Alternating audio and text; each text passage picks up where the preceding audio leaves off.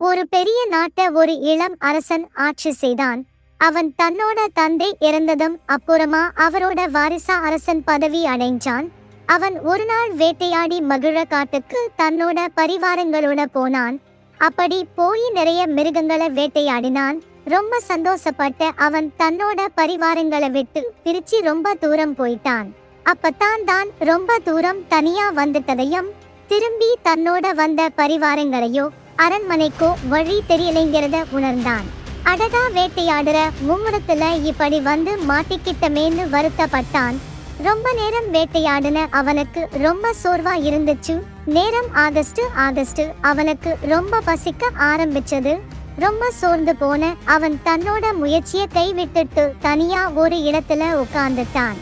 அப்பத்தான் ஒரு வயசான வேட்டைக்காரன் அந்த பக்கமா வந்தாரு.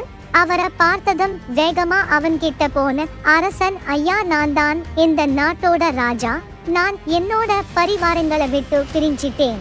எனக்கு திருப்பி போக வழியும் தெரியல. ரொம்ப உடல் சோர்வாவும் இருக்குன்னு சொன்னான். அதை கேட்ட வேட்டைக்காரர் சிரிச்சாரு. நாட்டையே ஆட்சி செய்யுற உனக்கு உன்னை காப்பாத்திக்கிட தெரியலையான்னு கேட்டாரு. அதுக்கு அந்த அரசன் சொன்னான், நான் என்னோட தந்தையோட மரணத்துக்கு பிறகு அரசனானேன். என்னால சில விஷயங்களை சரிவர செய்ய முடியல. அதுக்கான அனுபவமும் இன்னும் எனக்கு கிடைக்கலன்னு சொன்னான். அதை கேட்ட வேட்டைக்காரர் ரொம்ப சோர்வா இருக்க, உனக்கு பசிக்குதான்னு கேட்டாரு. அதுக்கு அந்த இளம் அரசன் சொன்னான், வழி தேடி ரொம்ப தூரம் தவறான பாதையில நடந்ததால ரொம்ப பசிக்குதுன்னு சொன்னான். அப்ப பசிய தீர்த்துக்கிட எந்த முயற்சியும் செய்யலையான்னு கேட்டாரு. அதுக்கு அந்த இளம் அரசன் சொன்னான், இந்த காட்டுல பழம் கொடுக்கிற மரங்களை நான் இன்னும் பார்க்கல. அதனால என்னால பழம் பிடுங்கி தின்னு கூட என்னால பசியார முடியலன்னு சொன்னான். அப்பத்தான் அந்த வேட்டைக்காரர் ஒரு செடியை பிடுங்குனாரு. அதோட வேர் பகுதியில நிறைய கிழங்குகள் இருந்துச்சு. அத அந்த இளம் அரசனுக்கு கொடுத்தாரு.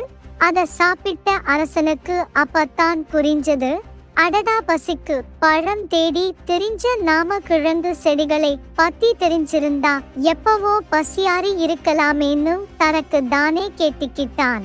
பசி ஆறன அரசன், ஐயா, உங்களை பார்த்தா ரொம்ப புத்திசாலி மாதிரியும் நல்ல அனுபவசாலியாவும் இருக்கீங்க. எனக்கு அரண்மனைக்கு போகவோ இல்லை என்னோட பரிவாரங்களை கண்டுபிடிக்கவோ உதவு செய்யுங்கன்னு கேட்டான்.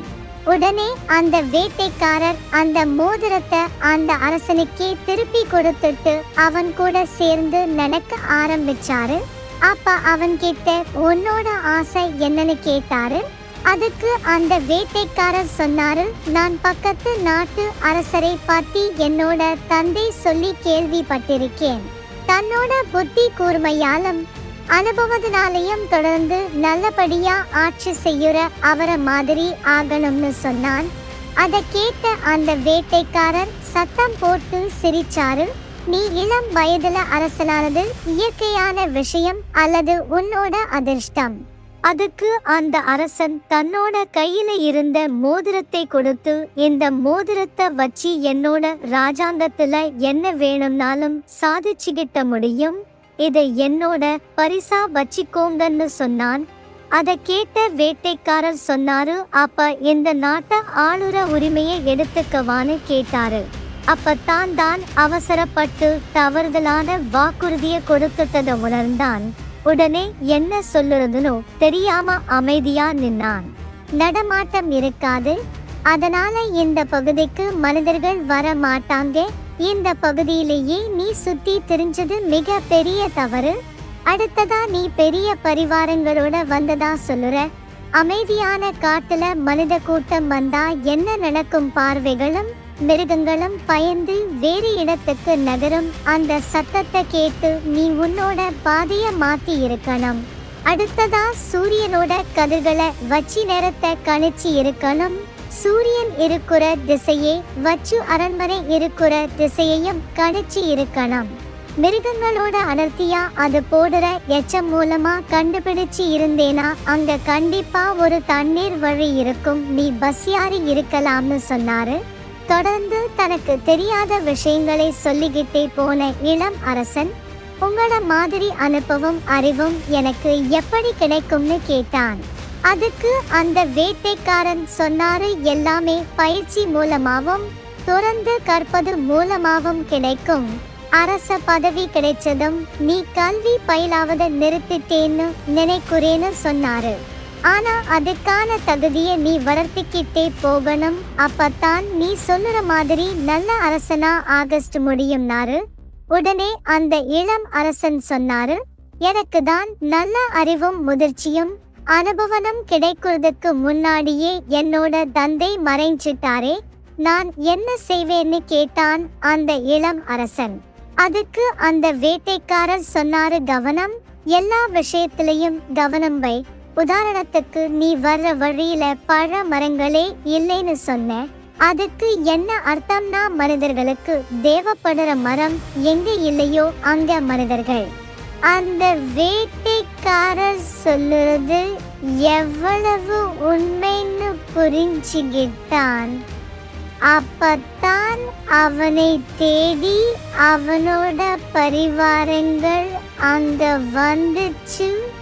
இளம் அரசர் கூட வந்த படை தளபதிகள் இளம் அரசர் கூட இருந்த வேட்டைக்காரனை அடையாளம் கண்டுபிடிச்சு அவருக்கு மரியாதையை செஞ்சாங்க. குழப்பமான இளம் அரசர் அந்த வேட்டைக்காரர்கிட்ட, நீங்க யார்?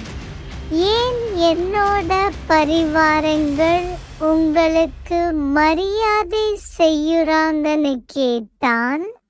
அதுக்கு அந்த வேட்டைக்காரன் சொன்னாரு, நீ எந்த பக்கத்து நாட்டு அரசன் மாதிரி ஆகணும்னு நினைச்சியோ அந்த அரசன் நான் தான்னு சொன்னாரு.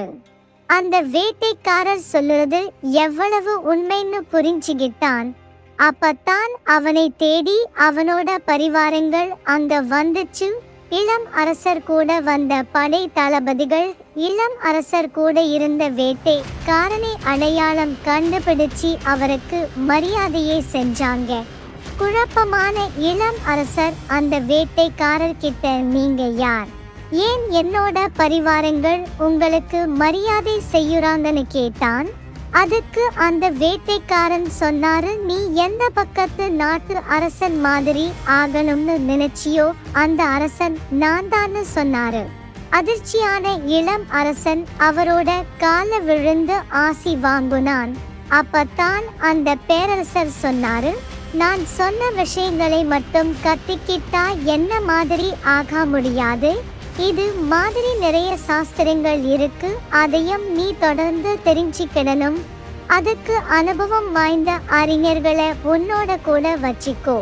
அவங்கள துணையே இளம் வயது சுறுசுறுப்பான இளைஞர்களையும் கூட வச்சுக்கோன்னு சொன்னாரு. காட்டுக்கு வேட்டையாட வந்து தன்னோட மிக பெரிய